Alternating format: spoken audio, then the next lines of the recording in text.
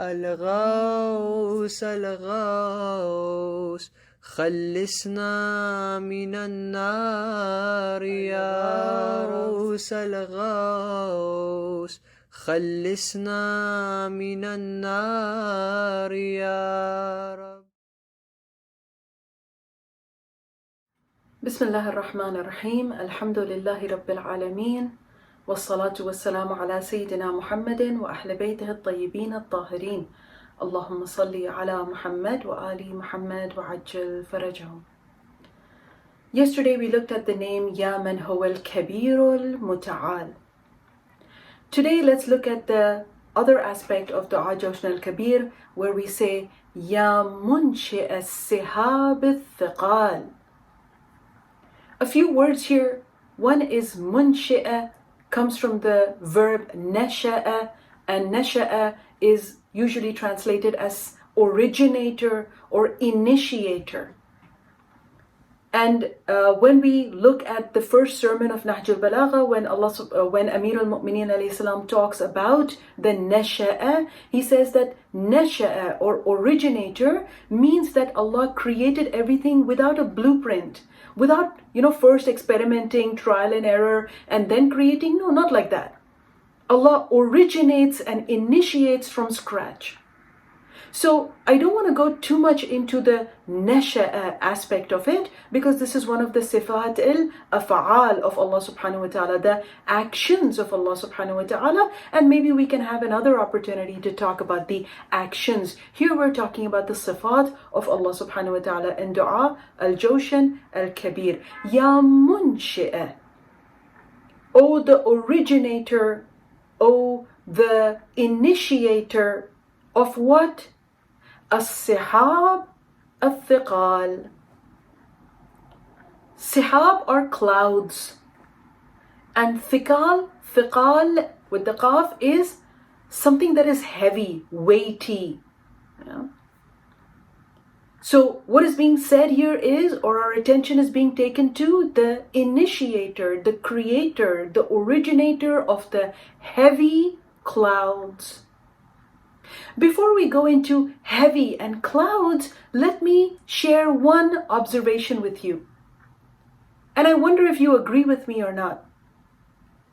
Sometimes I think that we look for miracles in the extraordinary things only.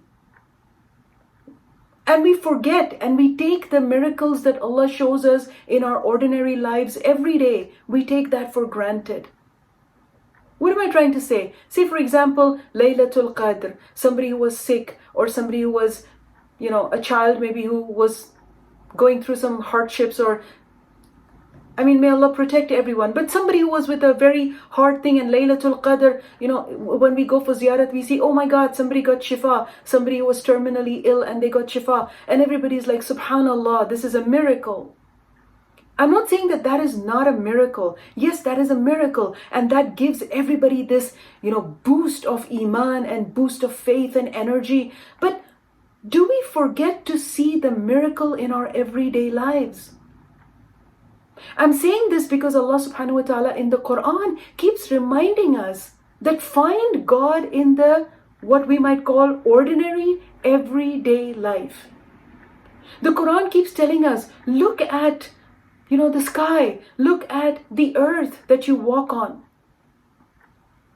Allah says, أَفَمَنْ يَنْظُرُ إِلَى الْإِبِلِ, do you not see the camel that you use? Of course, in the Arab context, in the desert context, do you not see the camels that you use every day? In this there is the sign of Allah. In this there is the miracle of Allah subhanahu wa ta'ala. So perhaps when Allah says that He is the originator of the clouds, the heavy clouds, this is something that we take for granted. Who looks up at the sky and looks at the cloud and goes, subhanallah? How often do we do it? So this is the observation that I wanted to share with you. Maybe Allah is trying to take our focus on the everyday miracles that happen in our life, and we take them for granted. Ya Munshi As-Sihab Al-Thiqaal. The clouds, subhanallah. I was at the United States Geological Center survey, doing some survey about the clouds and about the weight of the clouds. And I found that clouds are amazing. They're an amazing mass. And what keeps them in shape is a pressure. They have a kind of a pressure inside them. We don't see it, subhanAllah, but it's the pressure within the cloud that gives it those shapes that we imagine things out of the shapes of the cloud. Also, the cloud has content. They hold moisture, they hold water droplets. And of course, this is something that we learned in our elementary school as to how the clouds actually, lend to the condensation process, and there is moisture, there are water droplets in the cloud. Sometimes there are even fish in the cloud, and we're reminded of that story of Harun al-Abbasi with Imam al-Jawad, when his eagle had caught that fish and came back. I don't want to take you away into that story, but you know what I'm talking about, where Imam al-Jawad, who was only maybe 7 years old, talked about how when the water evaporates, sometimes the very small fish evaporates with it, is lifted up with it because of the pressure and lodges itself in the cloud in the sky.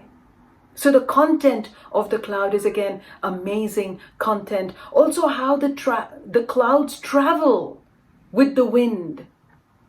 They move with the wind. With all that pressure and all that content, they also have movement. The clouds have movement. Also, when we look in the Quran, we have the clouds of mercy and the clouds of test. The clouds of mercy, how are they merciful? Because they carry water from places where there are ponds and lakes and rivers and oceans to those inland places where there are no rivers and water supply. So they actually gather water and then they transport water to the inland places or places that are away from the water. That's how they become the clouds of mercy. And sometimes these are the clouds of test. They test the farmer. Where are the clouds? When will it rain? Or they test people like they tested the people of Nuh. Sometimes it's the cloud of testing of Allah subhanahu wa ta'ala. And now that we sit in 2022 and have this conversation about, the cloud, we also think about the digital content that a cloud holds. For example, we all have iCloud storage. We now store our files, we store our images, we store our books, we store everything. Where do we store it? In a digital cloud. Now there is a metaverse where people are actually selling pieces of cloud, digital cloud, to different companies so that they can store their large files. So just imagine reading Ya Munshi As-Sihab Al-Thiqaal in the 7th century or in the 8th century, 1400 years ago, and now the meaning of Ya Munshi As-Sihab Al-Thiqaal in the 21st century is totally different. In 2022, the meaning of a weighty cloud or a cloud which has content is very, very different. And God knows 100 years from now, what will be the meaning of Ya Munshi As-Sihab Al-Thiqaal. But they are heavy, and yet they look like cotton candy. They look so light and fluffy, but they are really so heavy. And I wonder why Allah could have, used any name here. Oh, the originator of the Sihab al-Jamil, the clouds that are beautiful, or the clouds that are fluffy. But Allah says, no, He is the originator of the clouds that are heavy. It's so paradoxical. It's so, wow, cloud and heavy? Yes, heavy. And I was at this, US Geological Survey site where I found that 1 cubic kilometer of cloud.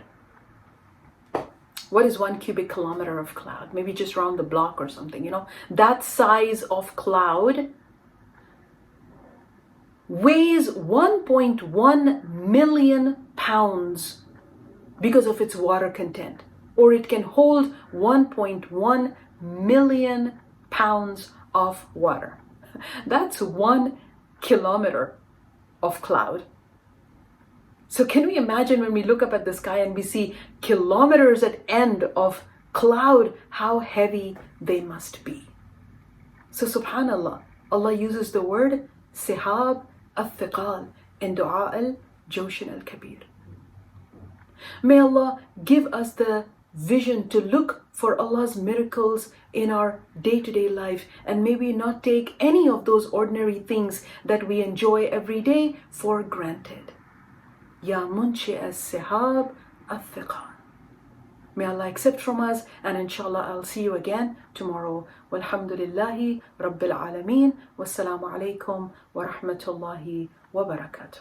سبحانك يا